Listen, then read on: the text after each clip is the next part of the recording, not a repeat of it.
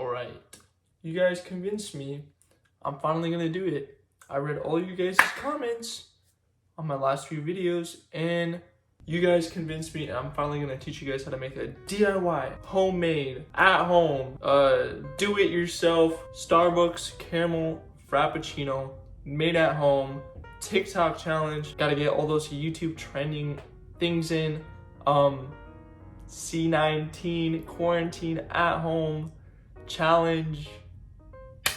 I'm sorry, I'm just trying to get views. All right, stay tuned, and if you guys made it to this far in the video, make sure to leave a like, make sure to subscribe, make sure to share this to all your friends on TikTok and Snapchat and Instagram. Guys, I'm relevant, I'm trendy. Okay.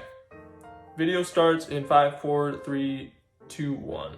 Alright, Mr. 2 Life Hackers, you're going to want to start off by scooping some coffee beans and putting it into a coffee grinder. We're going to want to grind it for about paper filter, if you have a paper filter, or what kind of ground you guys have. For now, we're going to try to make a makeshift espresso. That means we're going to add a little bit of water and a lot of coffee. If you guys don't have an espresso machine, this is the easiest way to kind of replicate it. But if you do have one, please use the espresso machine. It's going to be a lot easier. Okay, so here's kind of an overview of some of the ingredients that we're going to be using. I bought most of these from Walmart or Big Lots, so they're pretty cheap and affordable to get. Alright, first step, you're going to want to pour that makeshift espresso to between where the siren's hair ends and the bottom of the cup. For the milk base, I'm lactose intolerant, and this International Delight creamer says that it is lactose free, so we're going to use that. And you're going to want to pour it to where the siren's hair ends. Alright, so now's the part when you pull out the blender that's been hiding inside the shelf and you struggle to plug it in for a while, but eventually you get it. Then you're going to want to grab the cup and pour that coffee and creamer mix into the blender. For the flavor, I'm going to be using Tarani's signature caramel syrup that I picked up at Big Lots, and I am missing the pump for it right now. You're going to want to guesstimate how much syrup you want to add. If you want more flavor, add more syrup. If you want less, add less. This part's pretty simple, just dump it into the blender. You're going to want to pull out that premium Fiji water frozen ice out of your freezer and add ice cubes up to the top of the cup, or at least near the top of the cup. Now you're going to want to add that ice into the blender. How epic was that? Alright, now listen up. This is the secret ingredient that most people do forget to put into their blended drinks. It is called xanthan gum. It is the binder that makes frozen drinks stay together instead of separating into ice in just the drink. So here's what that mix should be looking like, and make sure to put the cap on your blender because no cap. So I did a little slow-mo for you guys so you guys can watch me blending the Frappuccino.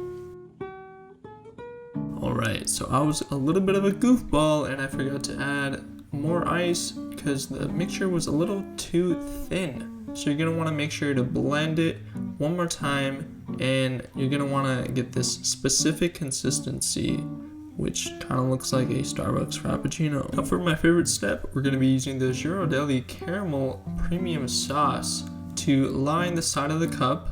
As you guys can tell, I raised the cup too high and you can't even see me applying the caramel drizzle, but you just do it along the top of the cup, don't do the sides.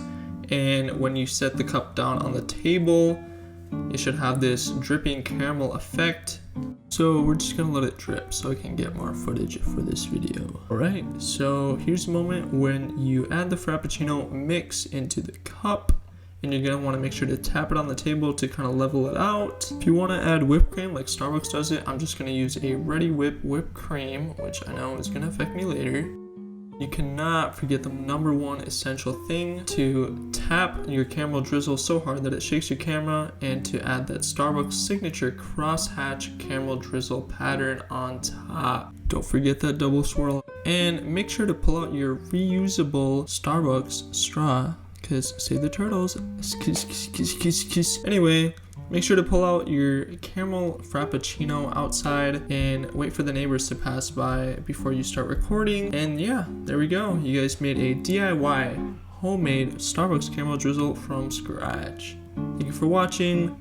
This is Mr. 2 Life Hacks 100. Stay tuned for more videos.